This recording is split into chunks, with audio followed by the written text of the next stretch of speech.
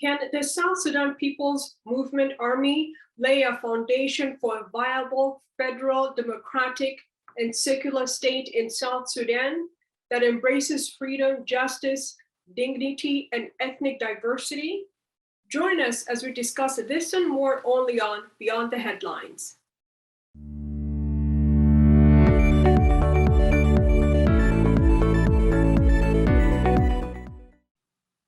Our guest on the program is General Stephen Buoy Rolnyang, the Interim Chairman and Commander-in-Chief of the South Sudan Movement Army.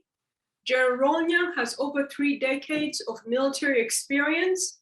He served as the commander of the SPLA 5th Infantry Division in WOW, previously commanded the SPLA 4th Infantry Division in Bentiu, among others. Welcome to Beyond the Headlines. Thank you very much, Madam Eunice. I'd like to start off by asking, what factors contributed to you being discharged from the SSPDF? In fact, the history is long, but I will cut it short to save time. In fact, my arrest and my discharge from the SSPDF was politically motivated by some politicians and army officers from my own community. They connived with the former Chief of General Staff, the former Defense Force, Chief of Defense Force, General Gabriel Jogria. They conspired against me. I was arrested. And then when I found no guilty, I was released. And then I remained in my house in Juba for 3 years. So it was actually something, my arrest was behind my politicians or my community were the one behind my arrest.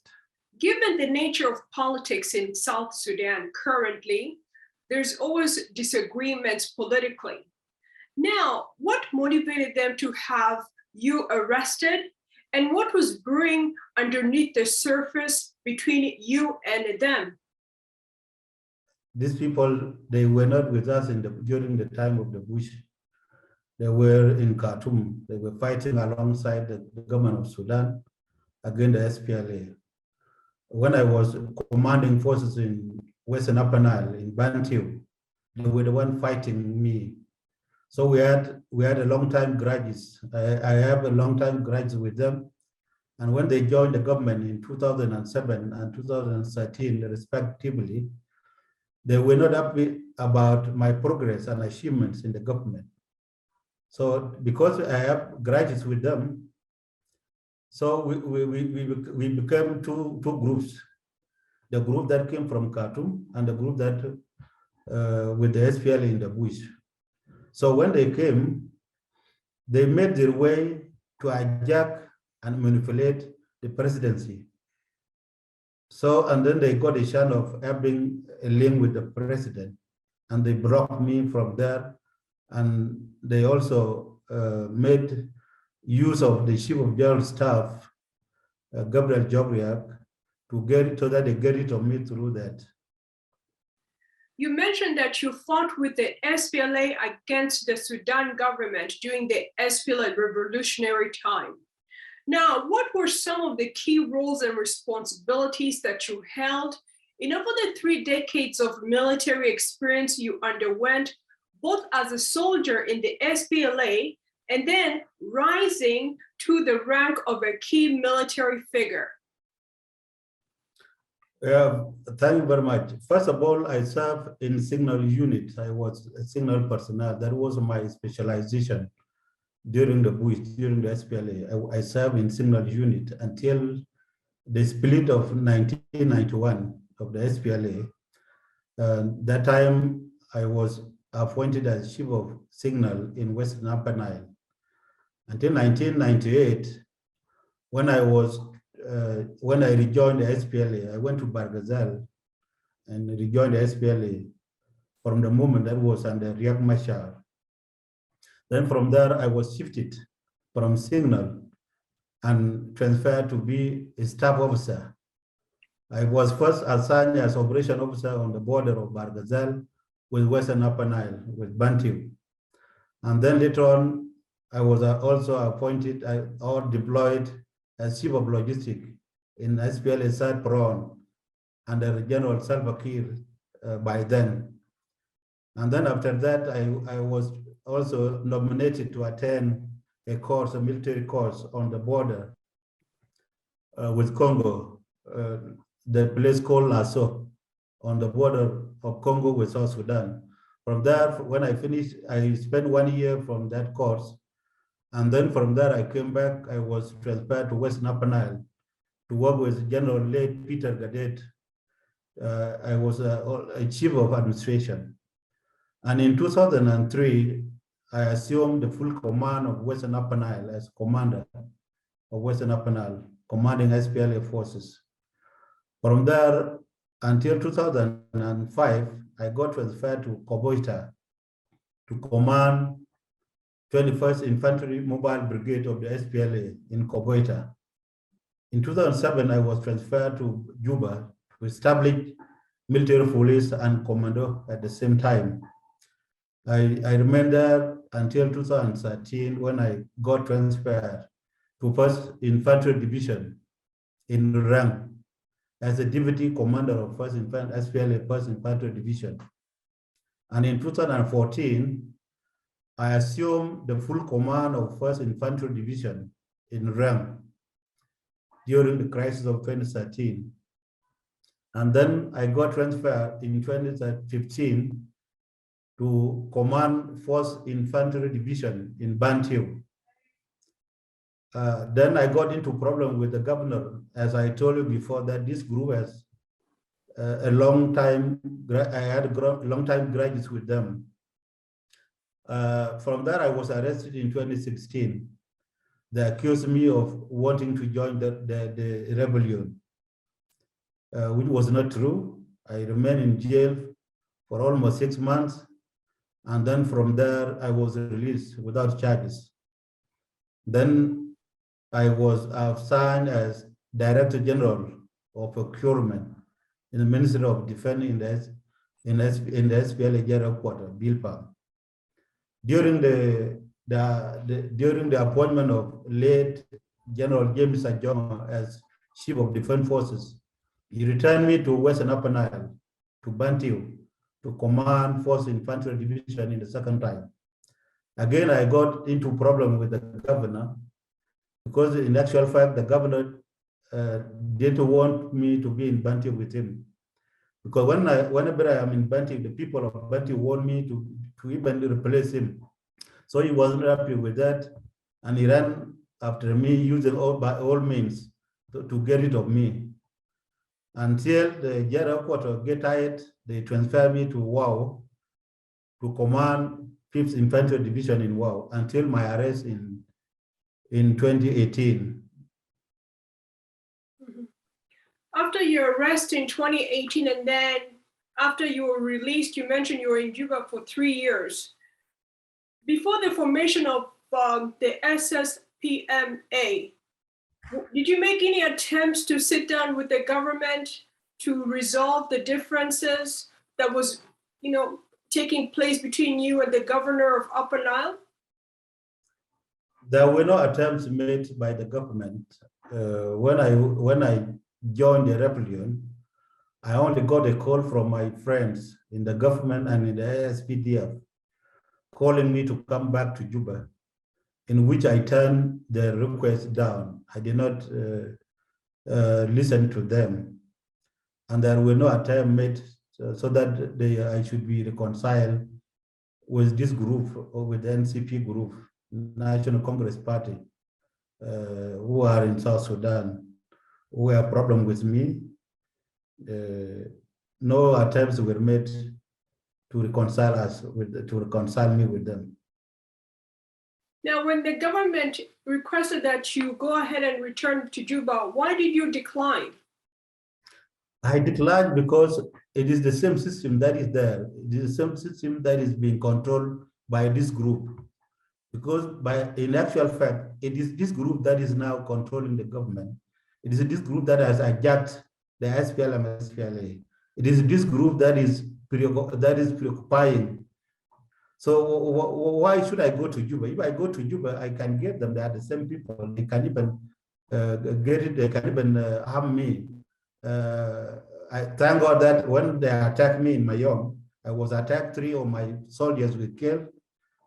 5 were wounded, and then it is only because of God I would have been dead now. I should not be here now. So I should not go back while this group is still in power. As the interim chairman and commander-in-chief of the South Sudan People's Movement Army, what are the main objectives of SSPMA and its military wing, the SSPA? So we want to install a federal democratic system in the country, to restore the social justice in the country, to tell you also, now in South Sudan, there is too much tribalism. We want to build this national diversity so that our people come together. We want to restore this fabric, this social fabric that has been destroyed during the war. So it is our wish that we make alliance with other forces and we make a good system in the country. I think some of our viewers would be curious to know, what does the SSPMA flag and emblem stand for? What does it symbolize? Yeah, for us, we have the meanings in our flags. The black one represents the color of the people of South Sudan. The red one is representing the blood of our people who died during the First War and Second War, and up to now they are dying. That is the blood, that is the red color representing our people. We have also the green color representing our rich agricultural land in South Sudan. We have also the blue triangle representing our great lakes and great rivers in South Sudan. We have this white, thin white around the blue triangle. That one means peace. Should we opt for peaceful means is also represent that. We have also 10 stars that represent our 10 states on our flag. We also have this white giant star or bright star. That is the star that's guiding us towards guiding our direction. We have also a sun. We have the sun also in the center there, center of triangle. That one represents powerful momentum of the people's movement. Mm-hmm. According to the South Sudan People's Army Act 2021, the South Sudan People's Army is a product of the SPLA. Can you explain the correlation between the SSPA and the SPLA? As it is noted, the SPLA launched an armed struggle against the Northerners based on fundamental ideological differences. Yeah, in actual fact, the SSPA or SSPMA is formed by the former officers, former SPLA officers. We are the former SPLA officers. We wanted even to call the South Sudan People Liberation Movement. There is a difference between the mission of the SPLA and the mission of the SSPA. The mission of the SPLA was to liberate the people of South Sudan from the Arab North. And the mission of the SSPA is to liberate the people of South Sudan from the politics of tribalism, hatred, repression, and bondage in the country. So these are but actually we are the former soldiers of the SPLA. That is why our mission is the same, but different only is the means of, or the liberation is different, because South Sudan has already been liberated by the SPLA. But now for us, as in the SSPA, we are now fighting so that we put a new system, the good system that yeah, that bring all South Sudanese together. Mhm. In the South Sudan People's Act 2021, it states that you shall form an armed resistance group, and based on your structure, it mentions that the South Sudan People's Army shall be organized into an active and formidable mobile guerrilla fighting force.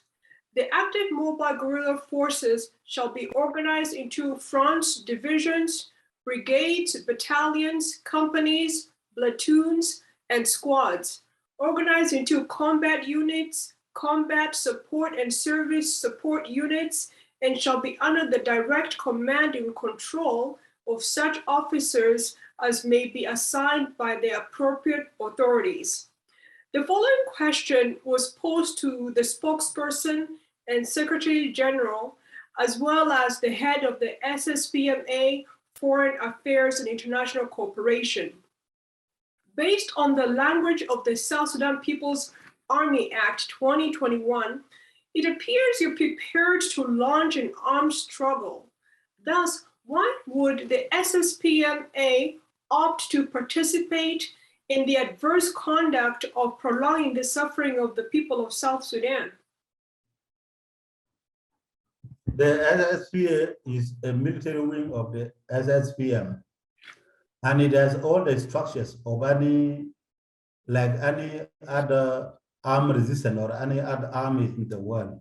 Because in the army, there are structures, starting from the squad, you come to platoon, you come to company, you come to battalion, brigade, and up to the level of division. If it is an army, like we have now formed this army, so it should have all these structures in place. Secondly, our target is not the innocent people of South Sudan. We know that people of South Sudan have suffered a lot during all these wars, the first war, the second war, even during the war of 2013. But our war is very selective. It should not be that much causing the people of South Sudan. And of course, in any system or in any armed struggle, there is no armed struggle without sacrifice. Secondly, we have also other options. We can have peace, we can have peaceful means. Peaceful mean doesn't mean that we have peace we sign peace with the regime. The peaceful mean if the leadership of the regime is stepped down, that is also, they also rescue the people of South Sudan. And therefore there will be peace in the country. People of South Sudan will sit down, people of South Sudan to choose their own leaders, whom they want to be the leaders. I'm not here not because I want to be a leader. I don't think I want to be the president of South Sudan, unless if people choose me to be the president of South Sudan. But for me, I'm not a politician. I'm just a leader. Because politician always care for his seat, care for his interest, but a leader care for the people. Like for me, I'm caring for the people of South Sudan. I'm fighting for them, not because I want to become the president in the country. If I'm not chosen by the people of South Sudan, I cannot be the president. But if they choose me, I can be the president of South Sudan. So in short, what I can say is that we have two means. That is, we have violent means and also we have peaceful means. The people of South Sudan now will sit down and ask people of South Sudan now ask themselves who will be their leader. The SSPMA is not a signatory to the revitalized agreement on the resolution of conflict in South Sudan, signed by various parties such as the Tigonu, the SPLA-IO, and the South Sudanese Opposition Alliance. Therefore, did you form the SSPMA to frustrate the peace agreement, gain a power base, and potentially a seat in the governing table in the country? Thank you, Madam Eunice. In actual fact, the revitalized peace agreement was the hope of the people of South Sudan. All the provisions that are in the agreement, if were implemented in letter and spirit, there would be no war now in South Sudan. There would be no even more rebellion. because all what is in that agreement is also what can resolve all problems in South Sudan. But where is peace now in South Sudan? The revitalized peace agreement has already been undermined, has been sabotaged. As you might have now, there was Kitgwang agreement. That Kitgwang agreement only to put those forces to join the government, okay? It was a shallow agreement. Yes, I would like to thank you for joining me here on the program. Our guest has been the interim chairman and commander-in-chief of the South Sudan People's Movement Army, General Rolnyang. Thank you for joining me on the program. Welcome, Madam Willis. Welcome. Thank you very much. Yeah, thank you. Don't forget to subscribe to our YouTube page at Sunrise Media.